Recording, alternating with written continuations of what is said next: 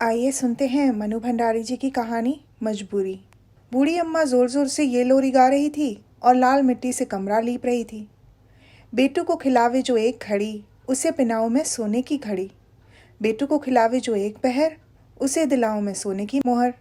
उनके घोंसले जैसे बालों में से एक मोटी सी लट निकलकर उनके चेहरे पर लटक आई थी और उनके हिलते सिर के साथ हिल हिलकर मानो लोरी पर ताल ठोक रही थी। बर्तन मलने के लिए आई हुई नर्मदा ने जो ये देखा तो हैरत में आ गई। बोली, अम्मा ये क्या हो रहा है? कल तो गठिया में जुड़ी पड़ी थी, दर्द के मारे तन बदन की सुध नहीं थी और आज ऐसी सर्दी में आंगन लीपने बैठ गई। एक क्षण को अम्मा का हाथ रुका, फिर पुलकित स्वर में वो बोली, अरे नर्मदा, मेरा पेटू आ रहा है कल। और फिर गाने के लहजे में बोली, बेटा मेरा आवेगा। ओहो, तो रामेश्वर लल्ला आ रहे हैं कल। नर्मदा बोली, मैं कह नहीं रही थी कि छुट्टी मिली नहीं कि वो दौड़ा आएगा। अम्मा के मारे तो उसके प्राण सूखते हैं। इतना बड़ा हो गया फिर भी यहाँ आएगा तो रात में एक बार मेरी गोद में ज़रूर सोएगा। इस बार मैं कह दूंगी कि चल, मैं तुझे गोदी में नहीं लूँगी, अब तू गोदी में सोएगा कि बेटू। और वे हंस पड़ी जैसे कोई भारी मजाक कर दिया हो। फिर एकाएक काम का ख्याल आ जाने से बोली, लेरी, मैंने खड़िया भिगो रखी है, ज़रा बाहर के आंगन को मार दे, बस ऐसा मारना कि सब देखते ही रह जाएं। क्या करूं, आजकल हाथ कांपने लगा है, नहीं तो मैं ही मार लेती। नर्मदा को खड़िया के काम में लगाकर वो फिर गाने लगी, आओरी चिड़िया चून करो, बेटू ऊपर राई नून करो, नून करो नून करो। ले, मैं तो भूल ही गई, क्या है इसके आगे? रामेश्वर छोटा था तो ढेरों याद थी, उसके बाद तो छोटा बच्चा ही घर में नहीं रहा तो सब भूल गई। मेरा रामेश्वर तो बिना लोरी सुने कभी सोता ही नहीं था। बेटू भी ज़रूर उसी पर पड़ा होगा, अब तो दौड़ता फिरता होगा आंगन में। और उनकी धुंधली आंखों के आगे जैसे दौड़ते फिरते बेटू के चित्र बनने बिगड़ने लगे। उसकी कल्पना में खोई खोई वो बोलती गई, पहले बहू लेकर आई थी तब वो 2 महीने का था, बस पालने में पड़ा पड़ा हाथ पैर मारता था और मैं जाकर खड़ी हो जाती थी तो टुकुर टुकुर मुझे ही निहारा करता था। सूरत भी एकदम रामेश्वर पर ही पड़ी थी उसकी। अब तो खुद देख लेना, सारा घर नापता फिरेगा। और वो फिर हंस पड़ी। इन सब कल्पनाओं से ही उनका शरीर रोमांचित हो उठा। अम्मा का काम समाप्त हुआ तो मिट्टी में सनी दोनों हथेलियों को जमीन पर पूरे जोर से टिकाते हुए उन्होंने उठने का प्रयत्न किया, पर एक सर्द आसी उनके मुंह से निकल कर रह गई। वो उठ नहीं पाई तो बड़े ही कातर स्वर में बोली, अरे नर्मदा, मुझे ज़रा उठा दे रही, घुटने तो जैसे फिर जुड़ गए। जुड़ेंगे तो सही, ऐसी सर्दी में कब से मिट्टी में सनी बैठी हो? बेटे बहू आ रही हैं तो ऐसी क्या नवाई हो रही है, सभी के घर आते हैं। और नर्मदा ने अम्मा को सहारा देकर उठाया, उसके हाथ धुलाए और खटिया पर लिटा दिया। तू भी कैसे बातें करती है नर्मदा?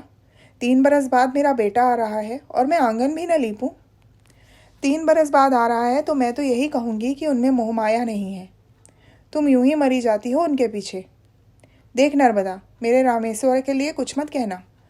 ये तो मैं जानती हूँ कि 3-3 बरस मुझसे दूर रहकर उनके दिन कैसे बीतते हैं, पर क्या करें, नौकरी तो आखिर नौकरी ही है। मेरे पास आज लाखों का धन होता तो बेटे को ये नौकरी करने परदेश नहीं दुरा देती। और उनके कुछ क्षण पहले पुलकित चेहरे पर मायूसी छा गई, आंखें अनायासी डबडबा गईं। नर्मदा यहाँ बरसों से काम करती है, अम्मा के लिए उसके मन में अपार श्रद्धा है, पर बेटे के प्रसंग को लेकर वो जब तक उनका दिल दिखा दिया करती है। कुछ और खरी खोटी सुनाने का उसका मन हो रहा था, पर आज वह मानो अम्मा पर तरस खाकर चुप रह गई। जब तक वो काम करती रही, अम्मा शून्य में ताकती न जाने क्या सोचती रही, बोली एक शब्द भी नहीं। जब वो जाने लगी तो ना चाहकर भी उन्हें कहना पड़ा, तू जाते समय ग्वाले को कहती जाना कि कल दूध जल्दी दे जाए, और अब दूध ज़्यादा लगेगा, बच्चे वाले घर में तो दूध पूरा ही रहना चाहिए। और जब तक वो लोग यहाँ रहें तब तक तू चौका बर्तन करके यहीं रहना। घर में 5 प्राणी रहते हैं तो काम तो निकल ही आता है, फिर बच्चे का साथ रहेगा। लेन देन की चिंता मत करना, मैं रामेश्वर को 1 कहूँगी तो वो 5 देगा। कुछ तो गठिया के दर्द ने और कुछ नर्मदा की बातों ने अम्मा का उत्साह तोड़ दिया। बहुत से काम उन्होंने सोच रखे थे पर वो कुछ कर न सकी, बस अपनी खाट पर पड़े पड़े भोली बिसरी लोरियाँ याद करके गुनगुनाती रहीं। धीरे धीरे रात के अंधकार में उनके मन की मायूसी भी डूब गई और वो भोर होने के पहले ही उठ बैठी। घुटने का दर्द मन के उत्साह में खो गया और बेटे और पोते से मिलने की उमंग में मौसम की ठंडक भी जैसे जाती रही। 7 बजते बजते तो वो सब घर ही पहुंच गए। साथ छोटा बच्चा है, दूध तो गर्म करके रख ही दूँ। फिर उन दोनों को भी तो चाय की आदत होगी। ऐसी सर्दी में चाय तैयार नहीं मिलेगी तो अम्मा को क्या कहेंगे भला। दूसरा चूल्हा भी जला दूँ, नहाने का गर्म पानी भी तो चाहिए। उस कड़कड़ाती सर्दी में ठिठुरते ठिठुरते अम्मा ने बेटे बहू को गर्म करने के सारे आयोजन कर डाले। फिर सोचा लगे हाथ तरकारी भी काट दूं, नहीं तो वो उधर आएंगे और उधर चूल्हे में सिर देकर मैं बैठ जाऊंगी। 3 बरसों से मेरा बेटा आ रहा है, घड़ी दो घड़ी उससे बात भी न करूंगी। इनका क्या, ये तो अपनी राजी खुशी पूछकर औषधालय चल देंगे। तरकारी भी कट गई, अब क्या करें। अम्मा अपने को इतना व्यस्त कर देना चाहती थीं जिससे प्रतीक्षा के बोझिल क्षण महसूस ना हो, पर समय जैसे बीत ही नहीं रहा था। कभी दूर कहीं घोड़ों के घुंघरुओं की आवाज़ आई तो तांगा अम्मा के घर के सामने रुका। अम्मा पागलों की तरह दरवाजे की ओर दौड़ पड़ी। रामेश्वर की गोद से उन्होंने झपटकर बच्चे को ऐसे छीना मानो किसी चोर उचक्के के हाथ से अपने बच्चे को छीन रही हों, और कसकर उसे सीने से चिपका लिया। चरण छूते रामेश्वर की पीठ पर हाथ फेरते हुए दूसरे हाथ के घेरे में उसे लपेट लिया। बच्चा एकाएक इतना प्यार और शारीरिक कष्ट पाकर रो उठा और माँ के पास जाने के लिए मचलने लगा। वो उसके आंसू पोंछने लगी और उनकी अपनी आंखों से भी आंसू की धारा बहने लगी। पुचकारने पर भी बच्चा जब चुप नहीं हुआ तो बहू की ओर बढ़ाते हुए उन्होंने कहा, अभी मुझे पहचानता नहीं, एक बार मुझे पहचानने लगेगा तो छोड़ेगा नहीं। उपेक्षित सी एक और खड़ी बहू ने बच्चे को ले लिया। चाय पानी हो गया और रामेश्वर नहाने चला गया तो अम्मा ने बहू को अकेले पाकर कहा, खबर तो दी होती बहू कि तुम्हारे महीने चढ़े हैं, कितने महीने हैं। झेपते हुए बहू ने उत्तर दिया, ये भी कोई लिखने की बात थी अम्मा। फिर ज़रा रुकते रुकते कहा, मानो कहने का साहस बटोर रही हो, अम्मा इस बार बेटू को आप ही रखेंगी। जैसे भी हो, मैं यहाँ हूँ, तब तक इसे अपने से हिला लीजिए। मैं तो इसके मारे ही परेशान थी। दो को तो। अम्मा आंखें फाड़ फाड़ कर ऐसे देख रही थी मानो जो कुछ सुन रही हो उस पर विश्वास करें या नहीं। फिर एकाएक बोल पड़ी, तुम ये क्या कह रही हो बहू? बेटू को मेरे पास छोड़ जाएगी? मेरे पास? सच? हे भगवान, तुम्हारी सब बात पूरी हो, तुम बड़भागी हो। मेरे सूने घर में एक बच्चा रहेगा तो मेरा जन्म सफल हो जाएगा। फिर वो एकाएक रो पड़ी, तुम क्या जानो बहू, अपने कलेजे के टुकड़े को निकाल कर बम्बई भेज दिया। रामेश्वर के बिना ये घर तो मसान जैसा लगता है। ये ठहरे संत आदमी, दीन दुनिया से कोई मतलब नहीं। मैं अकेली ये पहाड़ जैसे दिन कैसे काटती हूँ सो मैं जानती हूँ। भगवान तुम्हें दूसरा भी बेटा दे, तुम उसे पाल लेना। मैं समझूंगी तुमने मेरा रामेश्वर लेकर मुझे अपना रामेश्वर दे दिया। पर देखो, अपनी बात से मुड़ना नहीं। मैं तभी रामेश्वर ने ठिठुरते हुए रसोई में प्रवेश किया। अम्मा, एक अंगीठी ज़रा इधर रख दो। बम्बई में रहकर तो सर्दी सहने की आदत नहीं रही, यहाँ तो नहाते ही जैसे जम गया। अम्मा ने अंगीठी रामेश्वर के पास सरका दी। तभी रामेश्वर का ध्यान अम्मा के कपड़ों की ओर गया। ये क्या अम्मा, तुम कुछ भी गर्म कपड़ा नहीं पहने हो? सर्दी खा गई तो बीमार पड़ जाओगी, फिर तुम्हें गठिया की तकलीफ भी है, ऐसे कैसे चलेगा? ना हो तो बनवा लो कपड़े, मैं रुपए दे दूंगा। पर यह सब अनसुना करके अम्मा बोली, देख, आज बहू ने कह दिया कि अब बेटू मेरे पास रहेगा और अब जो बच्चा होगा वो तुम्हारे पास। तू कहीं टाल मत जाना, बात पक्की हो गई, आज से बेटू मेरा हुआ। अरे हम सभी तो तुम्हारे हैं अम्मा, बोलो नहीं है? परिहास के स्वर में रामेश्वर बोला। हो क्यों नहीं, मेरे नहीं तो और किसके हो, पर बेटू आज से मेरे पास रहेगा, अम्मा ने कहा। तभी वैद्यराज जी कुछ खाली शीशियाँ लेकर आए तो अम्मा बोली, सुनते हो जी, इस बार बेटू यहीं रहेगा। बेचारी बहू खुद अभी बच्ची है, दो को कैसे संभालेगी? और फिर पहले बच्चे पर तो यूं भी दादी का हक होता है। दोपहर को नर्मदा से भी कहा, बहू के तो फिर से बच्चा होने वाला है, बेचारी दो को कैसे संभालेगी? सो मुझसे कहने लगी, अम्मा बेटू को तो तुम्हें ही रखना पड़ेगा। उसे कहने में बड़ा संकोच हो रहा था कि मुझे बुढ़ापे में तकलीफ़ होगी, पर तू ही बता, घर के बच्चे को रखने में कैसी तकलीफ़ भला? ऐसे समय में घर के लोग ना काम आए तो कौन आएगा? इसके बाद घर में जो कोई भी आया उसे यही खबर सुनाई गई। अम्मा इस बात पर इतना प्रचार कर देना चाहती थीं कि यदि फिर किसी कारण से बहू का मन फिर भी जाए तो शर्म के मारे वो अपना इरादा ना बदल पाए। अम्मा का सारा दिन बेटू को खिलाने में और उसकी नोन राई करने में ही बीता। जाने कैसी कैसी औरतें घर में आती हैं, तंदुरुस्त सुंदर बच्चे को कड़ी नज़र से देख जाएं तो लेने के देने पड़ जाएं। बेटू को लेकर उनके शिथिल और नीरस जीवन में नया उत्साह आ गया था। घुटनों के दर्द के मारे कहाँ तो वो अपने शरीर का बोझ ही नहीं ढो पाती थीं और कहाँ अब वो बेटू को लादे फिरती रहती। शाम को उसके साथ आँख में चौनी होती, बेटू का घोड़ा बनकर आंगन में दौड़ती फिरती। बेटू के साथ साथ उनका भी जैसे बचपन लौट आया था। देखने वाले अम्मा के पागलपन पर हंसते, पर उसकी उन्हें ज़रा भी चिंता नहीं थी। रामेश्वर ने टोका, अम्मा क्यों इसे लादे फिरती हो? यूं ही तुम्हारे घुटनों में दर्द रहता है तो बिगड़ पड़ी। कैसी बातें करता है रामेश्वर, इसमें भी कोई वजन है जो उठाना भारी पड़े? फूल जैसा तो हल्का है। खाली खाली दोनों बेला मिलते टोक दिया। माँ बाप की नज़र ही सबसे ज़्यादा लगती है बच्चों को, तभी तो बेटू एक दिन भी ठीक नहीं रहता।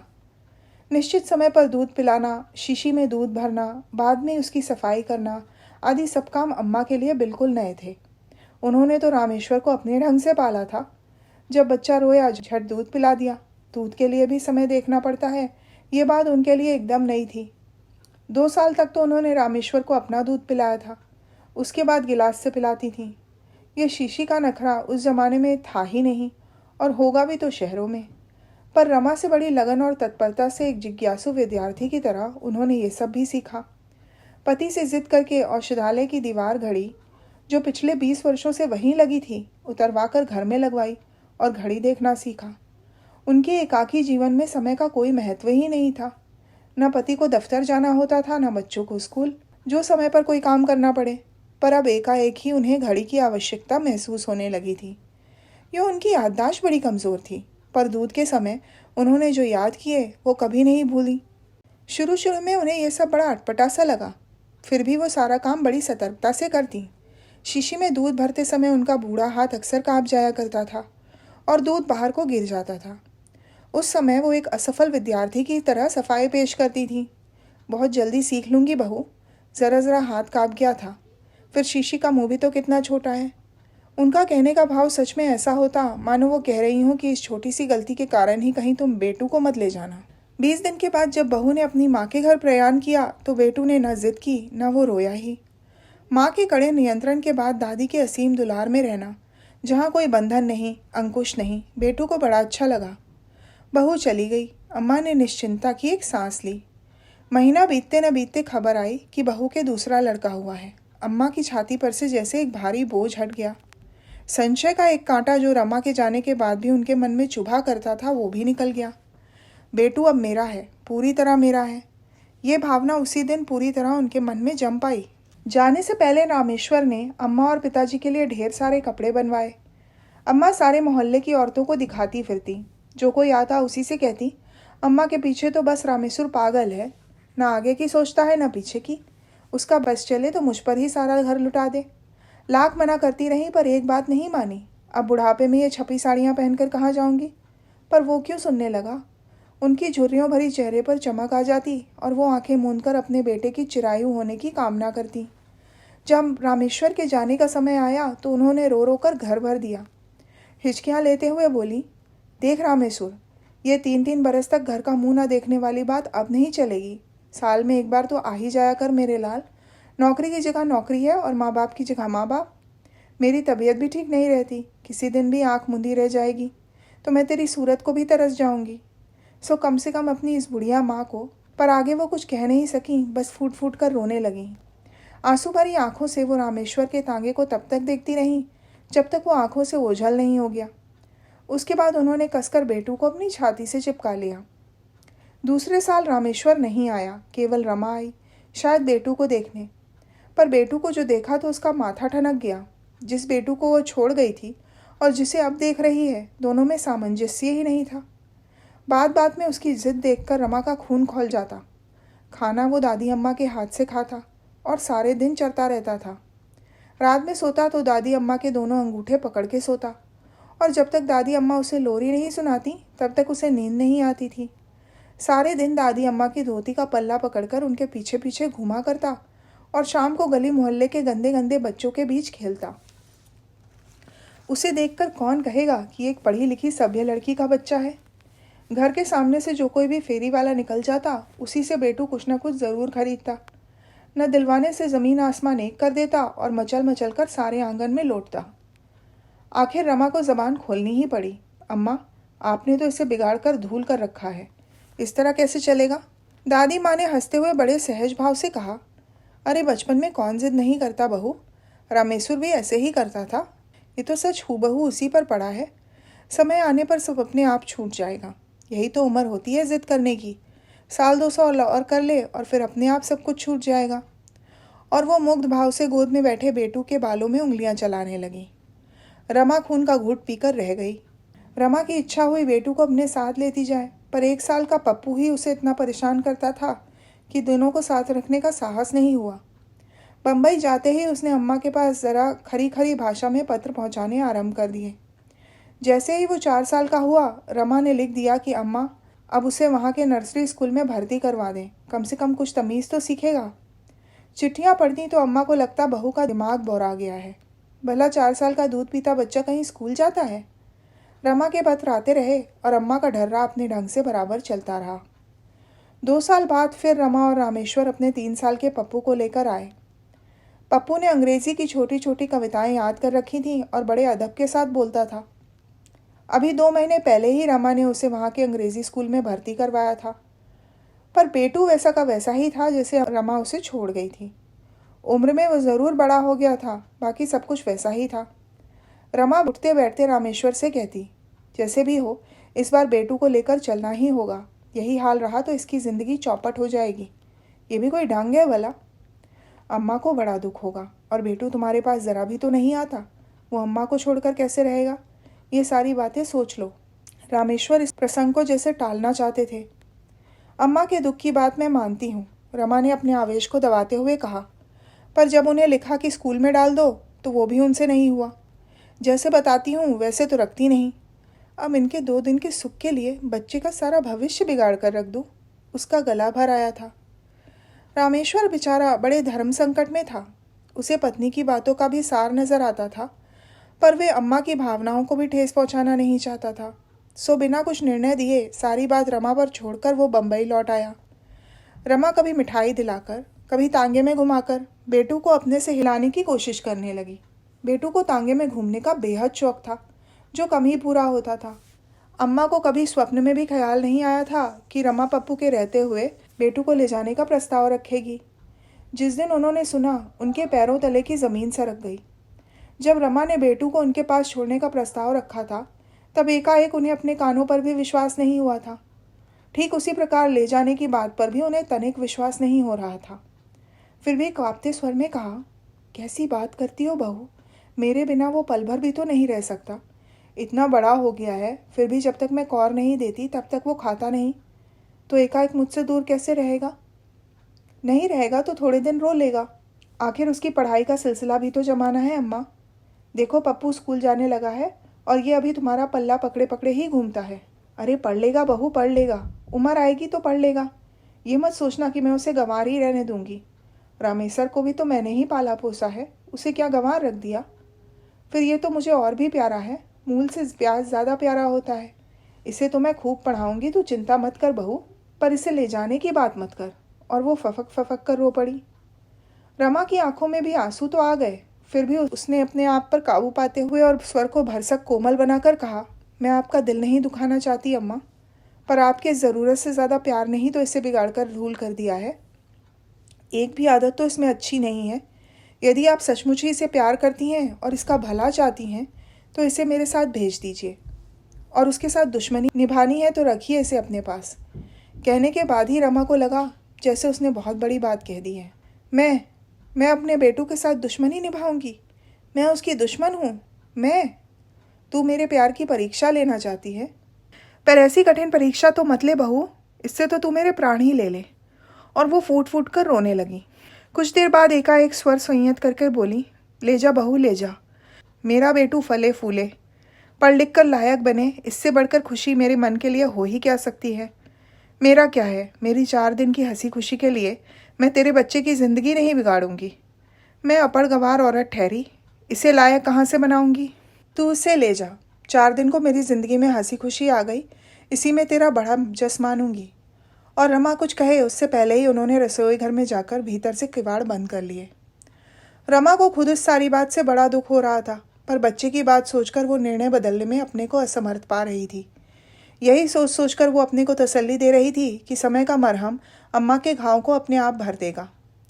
2 दिन बाद औषधालय के एकमात्र नौकर और दोनों बच्चों को लेकर रमा अपनी माँ के यहाँ चल पड़ी। बेटू को बताया ही नहीं गया कि रमा उसे अपने साथ ले जा रही है। रोज़ की भांति तांगे में घूमने के लालच में वो चला गया। जाते समय कह गया, दादी अम्मा मैं तुम्हारे लिए मिठाई और गोली लेकर आऊँगा। दादी अम्मा ने उसे कलेजे से लगा लिया। एक बार उनकी इच्छा हुई कि वो बेटू को बता दें कि रमा उसे हमेशा के लिए उनसे अलग करके ले जा रही है, फिर भी वो चुप रहीं। इसके बाद जो कोई भी घर में आया, अपार आश्चर्य से उसने पूछा, अरे बहू बेटू को ले गई? तुम तो कहती थी कि बेटू अब तुम्हारे पास रहेगा। अम्मा को लगा जैसे किसी ने उनके कलेजे पर गरम सलाख दाग दी हो। तिल मिलाकर जवाब देती, कहती तो थी पर अब रखा नहीं जाता। गठिया के मारे मेरा तो उठना बैठना तक हराम हो रहा है, तो मैंने ही कह दिया कि बहू अब पप्पू बड़ा हुआ सो बेटू को भी ले जाऊं। अरे अम्मा, एक पल तो तुम उसे छोड़ती नहीं थी, अब रह लोगी उसके बिना? नहीं रह सकती तो भेजती क्यों? अब ये कोई बच्चे पालने की उम्र है भला? जिसकी थाती उसी को सौंपी। बुढ़ापा है, कुछ भजन पूजन ही कर लूँ। उनके मारे मेरा सब कुछ छूट गया था। बड़े ही संदिग्ध भाव से अम्मा की इस दलील को औरतें स्वीकार कर पाती थीं।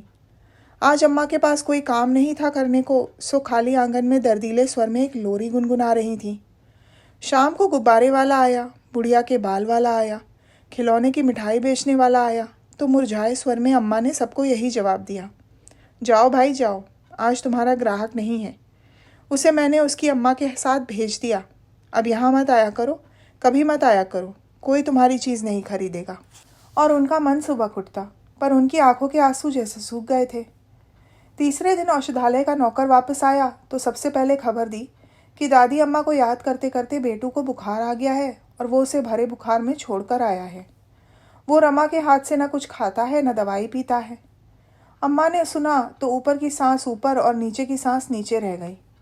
पागलों की भांति दौड़ती हुई औषधालय में पहुंची। अरे सुनते हो, बेटू रो रो कर बीमार हो गया है। मैं तो पहले ही जानती थी कि वो मेरे बिना रहेगा नहीं, पर बहू को कौन समझाए। अब तो रात की गाड़ी से ही जाकर मुझे उसे लाना होगा, वो तो रो रो कर प्राण दे देगा।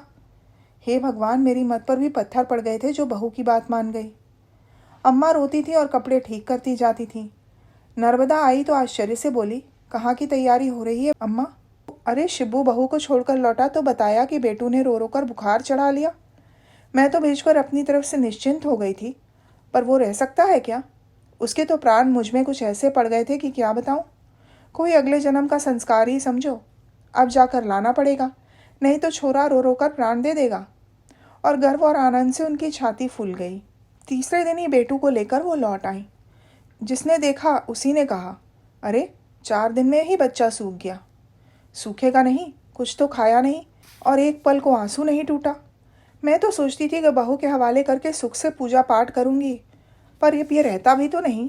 1 साल उन्होंने इसी प्रकार और निकाल दिया। रमा बम्बई से आई तो फिर बेटू का वही रवैया देखा तो सोचा कि वो उसे सीधे बम्बई ले जाती तो ये सारा कांड नहीं होता।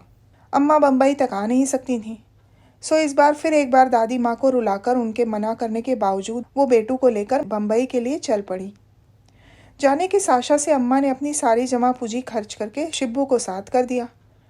रमा मना करती रही कि अब दोनों बच्चे बड़े हैं और वो संभाल लेगी, पर अम्मा ने शिब्बू को साथ भेज ही दिया।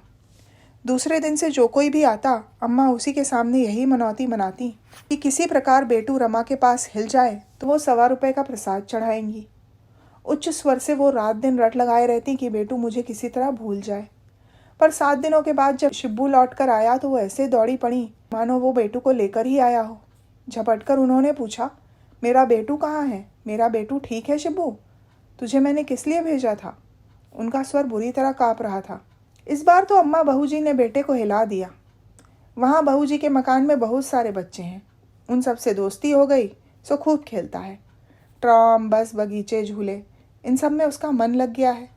शिब्बू ने बताया तो अम्मा शून्य पथराई आंखों से उसे देख रही थी, मानो कुछ समझ ही न रही हूँ। शिब्बू कहे चला जा रहा था, चलो तुम्हारी चिंता दूर हुई।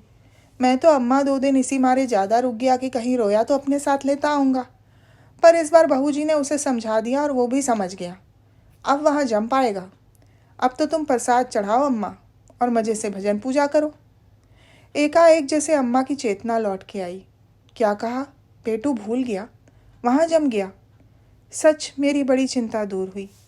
इस बार भगवान ने मेरी सुन ली। जरूर प्रसाद चढ़ाऊंगी रे। ज़रूर चढ़ाऊँगी। मेरे बच्चे के जी का कलेश मिटा, मैं प्रसाद नहीं चढ़ाऊँगी भला। और फिर गीली आंखों और कांपते हाथों से उन्होंने जेब से 1.25 निकालकर शिब्बू को देते हुए कहा, ले पेड़े लेते आ, अब प्रसादी चढ़ाकर बांट ही दूँ। कौन? नर्मदा? सुना नर्मदा? बेटू मुझे भूल गया, वो भूल ही गया। और उन्होंने आंचल से भर भर आती आंखें पोंछीं और हंस पड़ी। तो ये थी मनु भंडारी जी की कहानी मजबूरी। सुनने के लिए धन्यवाद।